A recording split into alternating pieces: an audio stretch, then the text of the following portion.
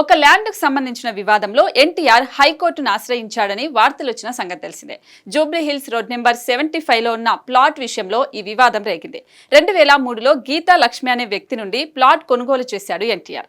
కానీ అప్పటికే 5 బ్యాంకుల నుంచి ఈ ప్లాట్ డాక్యుమెంట్స్ మీద లోన్ తీసుకున్నారు. కానీ స్థలం అమ్మే సమయంలో ఒక్క బ్యాంకులో మాత్రమే మార్టిగేజ్ లోన్ ఉన్నట్లు ఎన్టీఆర్ కు చెప్పారట. దీంతో చెన్నైలో ఒక బ్యాంకులో లోన్ క్లియర్ చేసి డాక్యుమెంట్స్ తీసుకున్నాడు ఎన్టీఆర్.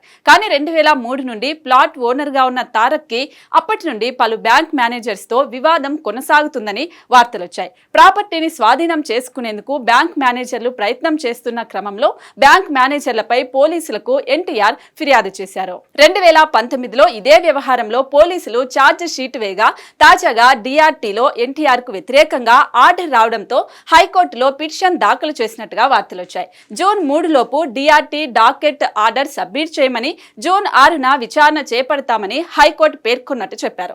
అయితే ఈ విషయం మీద ఎన్టీఆర్ టీం స్పందించింది. ఎన్టీఆర్ కు సంబంధించి ప్రచురితమైన వార్తలకు ప్రతిస్పందనగా ఈ ప్రకటన చేస్తున్నామని పేర్కొన్నారు. ఏ స్థలం గురించి అయితే చర్చ జరుగుతుందో అదే స్థలాన్ని 2013లో ఎన్టీఆర్ విక్రయించారని తెలిపారు. ఈ విషయాన్ని మేము స్పష్టం చేయాలనుకుంటున్నామని, ఎటువంటి రిపోర్టింగ్ లో ఎన్టీఆర్ పేరును ఉపయోగించకుండా ఉండమని మేము మిమ్మల్ని అభ్యర్థిస్తున్నామని కోరారు.